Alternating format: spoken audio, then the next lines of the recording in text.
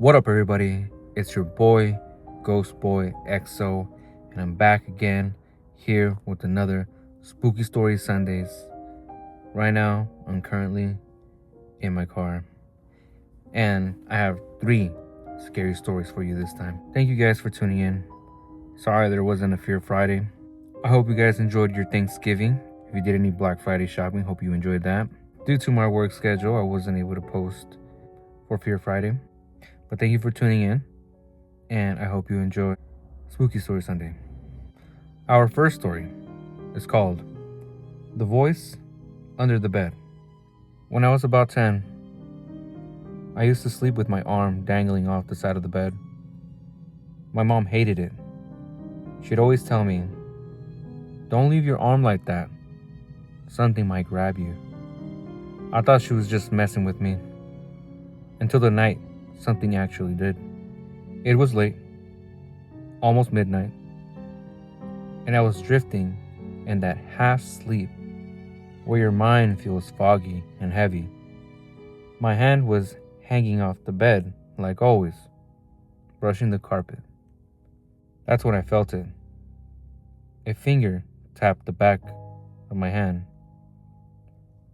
Not a bug, not a twitch, a tap, intentional, gentle, like someone trying to get my attention. I pulled my hand up instantly and sat up in bed, heart pounding. The room was silent, dark, still. I told myself it had to be my imagination. So I slowly slid my hand off the bed again. And then something held it. Cold, bony fingers wrapped around mine and squeezed. I yanked my hand away and backed into the corner of my bed, shaking. And from underneath me, I heard a whisper, "Don't go." I ran into the hallway screaming. My parents tore apart the bedroom, trying to prove nothing was there. But the next morning, when my dad pulled the bed away from the wall, there were handprints on the carpet. Small, dusty, like someone or something had been lying there for a good time. These were stories found on Reddit. They didn't have a user, or the user was deleted, but the post was still there. If you know whose stories they belong to, if they belong to you, comment down below. Thank you for letting me read your stories. Story 2. The House That Waits for You.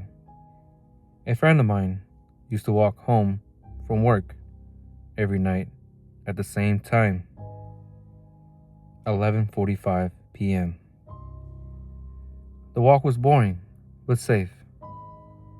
3 blocks, 1 turn, and then his apartment.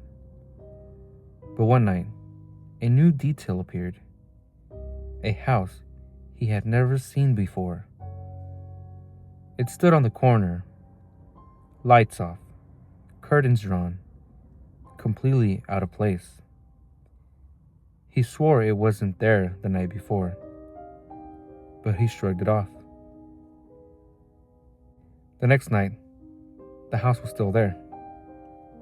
But this time, the front door was open, just a crack, like someone was waiting for him to notice.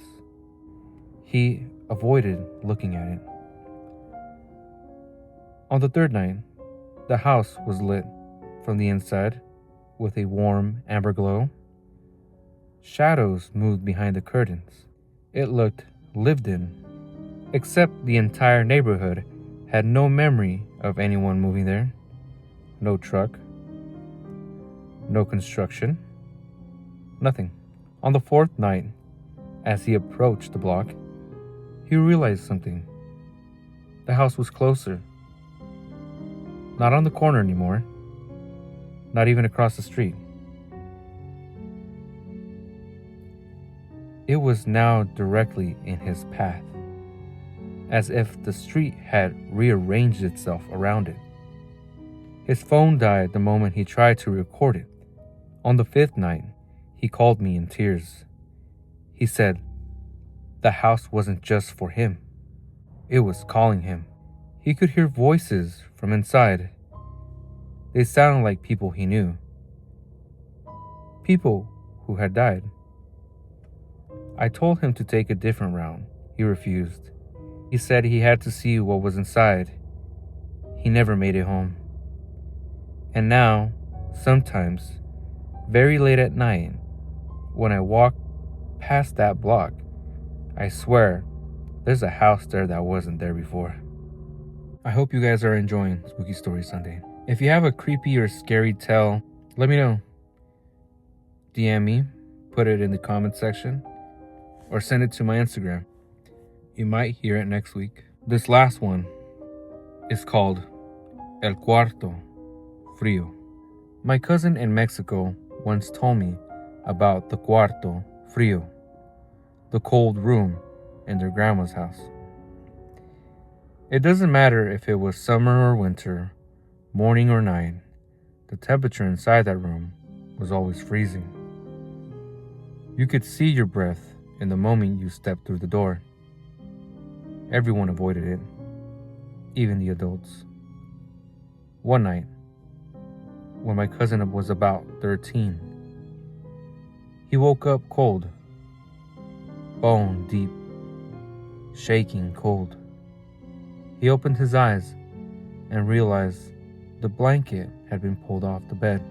He reached down to grab it, but the blanket slid from him on its own, like someone was dragging it across the floor.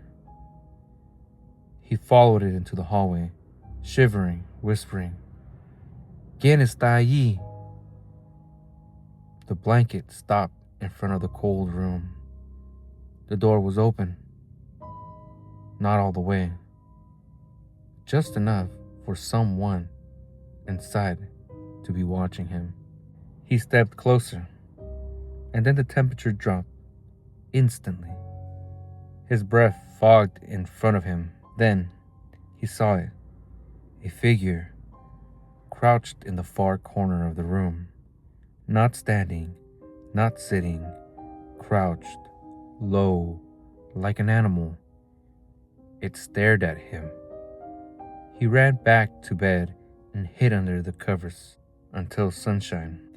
The next morning, he told his grandmother what happened.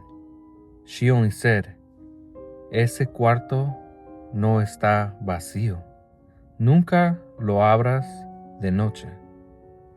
They nailed the door shut that same day, but sometimes when you walk past it, you can still hear something breathing inside. I hope you enjoyed Spooky Story Sundays. Please tune in on the Ghost Boy XO channel.